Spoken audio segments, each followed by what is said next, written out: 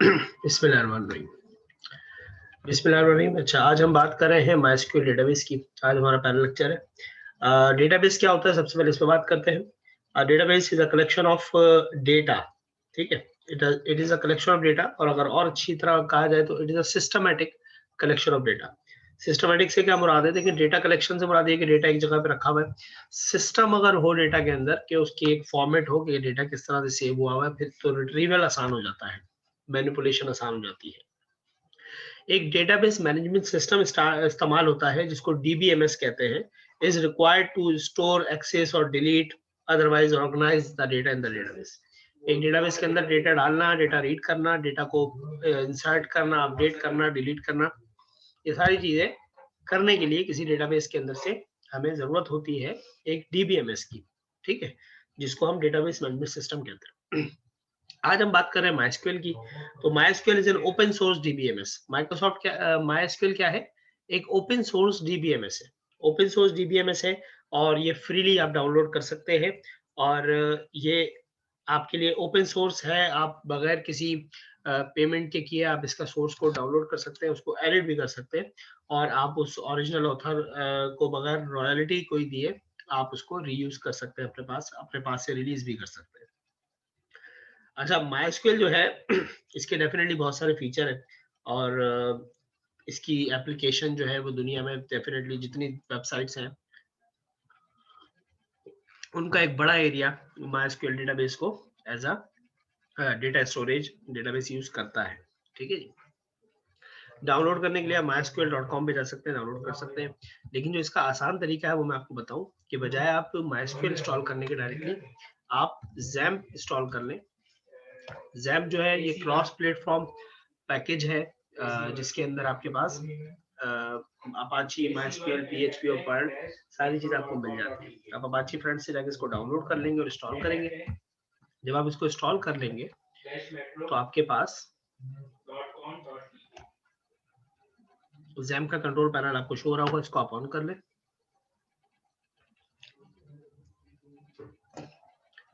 तो आपके पास देखिए अपाची और माइस्क्यूएल की सर्विसेज इस वक्त चल रही है मेरे पास। अगर ये बंद हो दोनों सर्विसेज तो आप अपाची की सर्विस को पहले ऑन करें, फिर माइस्क्यूएल की सर्विस को आप ऑन कर लें, तो आपके पास जो है वो माइस्क्यूएल का डेटाबेस रन होना शुरू हो जाएगा। हम अपने ब्राउजर में जाकर, मेरे पास जो अपाची की पोर्ट है वो 82, बाय डिफॉल्ट ये 80 होती है। अगर पोर्ट नंबर 80 पर आपका अपाची वेब सर्वर चल रहा होगा तो आप सिर्फ लोकल लिखेंगे और एंटर कर देंगे तो आपका अपाची वेब सर्वर चल जाएगा। अगर मेरे पोर्ट है 82 तो मैं /82 लिख के एंटर करता हूँ तो ये मेरा अपाची वेब सर्वर रन हो रहा है। तो बता रहा है जैम्प आपका चल रहा है, जिसके अंदर अपाची, मारियाडीबी मींस माइस्क्यूएल का वर्जन, पीएचपी और पर्ल, ये चारों चीजें इस वक्त रन हो रही है। यहाँ से हम पीएचपी माई एडमिन में चले जाते हैं। पीएचपी माई एडमिन जो है ये वो फ्रंट एंड है माइस्क्यूएल डेटाबेस का जो जैम्प के अंदर अवेलेबल होता है। ठीक है, इसके साथ माइस्क्यूएल डेटाबेस है पीछे, और ये जो फ्रंट एंड है ये पीएचपी माई एडमिन के नाम से मशहूर है। इस तरह एसक्यूएल यॉग भी है और भी बहुत सारे जो है फ्रंट एंड अवेलेबल है, इसके लिए आप यूज कर सकते हैं। तो ये एक डेटाबेस मैनेजमेंट सिस्टम है माइस्क्यूएल, जिससे हम डेटाबेसेस को मैनेज करेंगे। मेरे पास बहुत सारे डेटाबेसेस हैं, ये सारे डेटाबेसेस हैं। वो स्टूडेंट जो ऑलरेडी एसक्यूएल सर्वर को पढ़ चुके हैं तो उनके लिए ये उससे कंपैरेटिवली बहुत आसान होगा। ठीक है भाई। अब डीबीएमएस होता क्या है, डेटाबेस मैनेजमेंट सिस्टम होता क्या है? It can be defined as a software program that stores and manage the database. ये वो सॉफ्टवेयर है जो डेटा को स्टोर भी कर सकता है और मैनेज भी कर सकता है। Database is a system used to store data in a structured format. जब आप डेटा को स्ट्रक्चर्ड फॉर्मेट में सेव करना चाहें तो आप डेटाबेस का इस्तेमाल करें। ठीक है, ये बेस्ट तरीका है किसी भी एप्लीकेशन के पीछे डेटा को स्टोर करने का। ठीक है। अच्छा, माइस्क्यूएल का फ्रंट एंड हमने देख लिया, पीएचपी एडमिन से हम माइस्क्यूएल को चला सकते हैं और ये सारे हमारे पास डेटाबेसेस मौजूद है। अगर मैं पीएचपी एडमिन से डेटाबेस को नहीं चलाना चाहता, माइस्क्यूएल को नहीं चलाना चाहता, तो देखिए माइस्क्यूएल सीएमडी से भी चलता है। आप अपने कमांड प्रॉम्प्ट पे चले जाएं और कमांड प्रॉम्प्ट पे जाने के बाद आप उस फोल्डर में आए जहां पर आपका जो है वो माइस्क्यूएल इंस्टॉल है। तो हम जरा चलते हैं।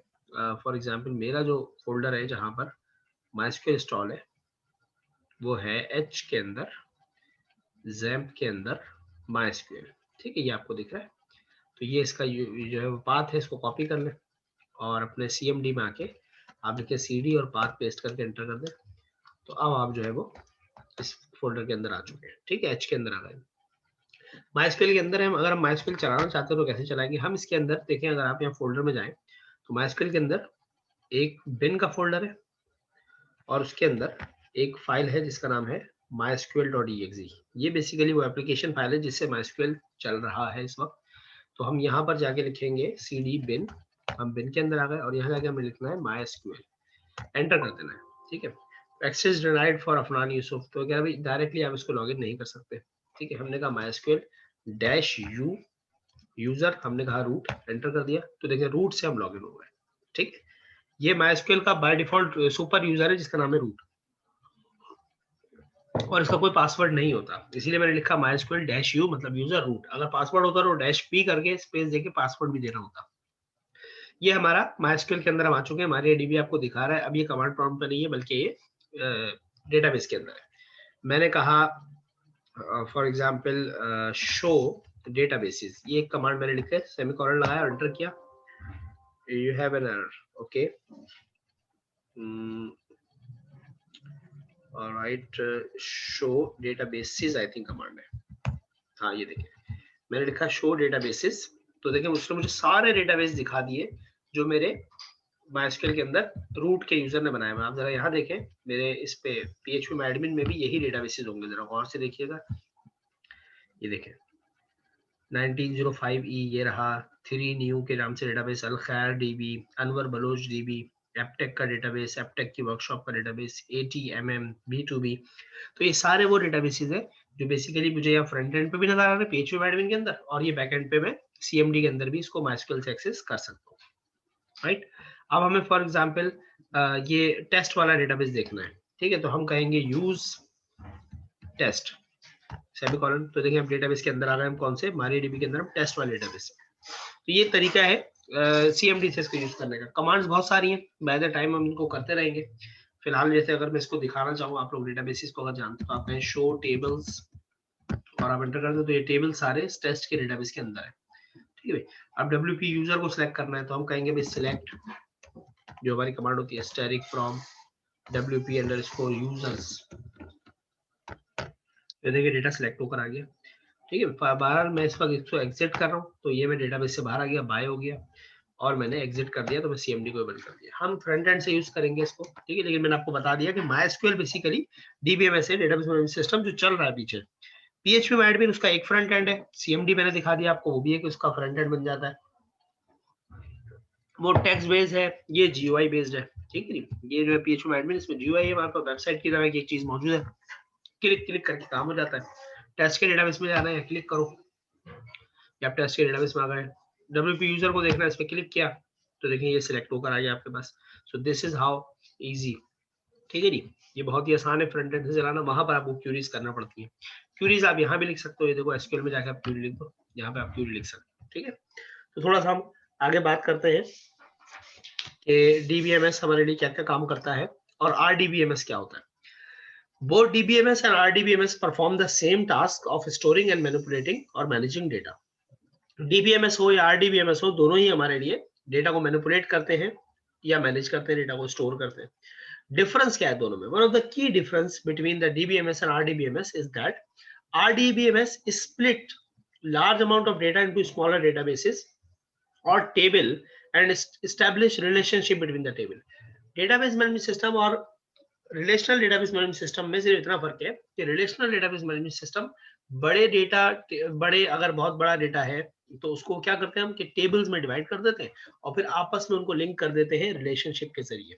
तो जहां रिलेशनशिप्स हो वो कहलाएगा RDBMS, और जिस डेटाबेस में रिलेशनशिप ना हो वो डेटाबेस मैनेजमेंट सिस्टम DBMS कहलाएगा। ठीक है नहीं, तो MySQL is an open source RDBMS। MySQL open source है, ठीक है, इसका सोर्स कोड अवेलेबल है, और ये RDBMS है, ये रिलेशनल डेटाबेस मैनेजमेंट सिस्टम है।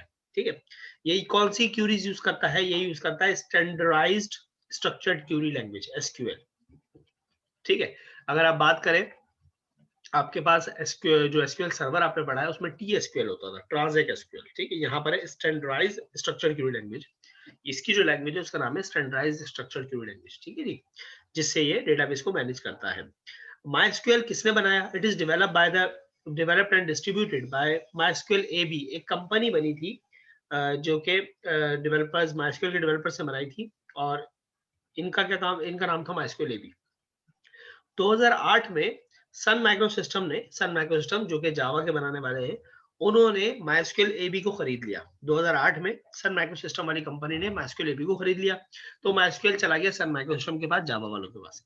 फिर 2010 में ओरेकल ने सन माइक्रोसिस्टम को खरीद लिया। तो जब ओरेकल ने सन माइक्रोसिस्टम को खरीदा, तो आज जो MySQL है वो ओरेकल वालों के पास है, ठीक है। ओरेकल कॉर्पोरेशन ओनर है इस वक्त MySQL डेटाबेस की, ठीक है। फीचर क्या है इसके, फीचर की बात करें तो ये सी लैंग्वेज पे लिखा हुआ है, ठीक है नहीं, MySQL सी लैंग्वेज पे लिखा हुआ है। MySQL डिफरेंट कंपाइलर के साथ टेस्टेड है, सब जगह चलता है, कंपैटिबल है, हर किस्म के ऑपरेटिंग सिस्टम पे चल जाता है, ठीक है जी। इसके अंदर बिल्ट इन जो है सपोर्ट है प्रोग्रामिंग इंटरफेसेस की, एपीआईज बनी हुई है इसकी, PHP, ASP, Python, Ruby, Perl, Java, आईफल, C++, हर किस्म की लैंग्वेज के सॉफ्टवेयर के साथ इसको आप अटैच कर सकते हैं। मल्टी थ्रेडेड है, मल्टी प्रोसेस है, मल्टी टास्किंग है, बहुत तेज है, ठीक है जी। इसके अंदर कमांड है सारी, crude application, create, alter, delete, सारी कमांड इसके अंदर मौजूद है, इंसर्ट, अपडेट, डिलीट की, ठीक है जी। कॉलम की टाइप की सपोर्ट कैसी है, तो MySQL के अंदर multiple type of column support है, डेट टाइम, स्ट्रिंग, डेट और इंटीजर्स, न्यूमेरिक, सारी किस्म की डेट जो है वो डेटाबेस आप बना सकते हैं। अगर आप स्ट्रक्चर पे जाते हैं किसी टेबल के, तो ये देखो, ये एक टेबल का स्ट्रक्चर है, ये एक कॉलम के नाम है और ये इनकी डेटा टाइप है। तो इसमें देखो बिग बिग इंटीजर भी सपोर्ट है, इसमें varchar भी है, इसमें डेट टाइम भी है, इसमें इंटीजर भी है, ठीक है। और भी इसके अंदर कॉम्प्लेक्स डेटा टाइप भी अवेलेबल है। आप इसके अंदर मुख्तलिफ किस्म के डेटाबेस पे काम कर सकते हैं। ये एसक्यूएल से लेटेस्ट तो नहीं है, बेसिकली एसक्यूएल सर्वर माइक्रोसॉफ्ट का डेटाबेस है, माइक्रोसॉफ्ट वालों का है, ठीक है जी। ये ओपन सोर्स वालों का है, तो अपने अपने फीचर है दोनों के ना, और दोनों ही बहुत ज्यादा इस्तेमाल होते हैं। इन दोनों का आपस में कोई ऐसा नहीं है कि ये लेटेस्ट है या वो पुराना है, नहीं, वो एक अलग चीज है, ये एक अलग चीज है। बिल्कुल ऐसे ही जिस तरह ऑपरेटिंग सिस्टम विंडोज जो है माइक्रोसॉफ्ट का ऑपरेटिंग सिस्टम है, और जो है वो मैक जो है वो OS X जो है वो एप्पल वालों का है, तो ये बिल्कुल अलग अलग चीजें दोनों, काम सेम ही करते हैं डिफरेंट डिफरेंट फीचर्स के साथ, ठीक है भाई।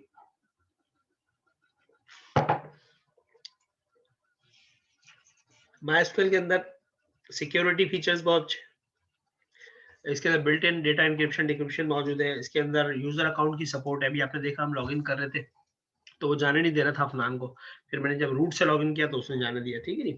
पासवर्ड एनक्रिप्शन की सपोर्ट है इसके अंदर, स्केलेबिलिटी बड़ी अच्छी है इसकी। आपका एक डेटाबेस का जो टेबल है उसके अंदर 5 बिलियन तक रॉज वो हैंडल कर लेता है एक साथ, ठीक है नी।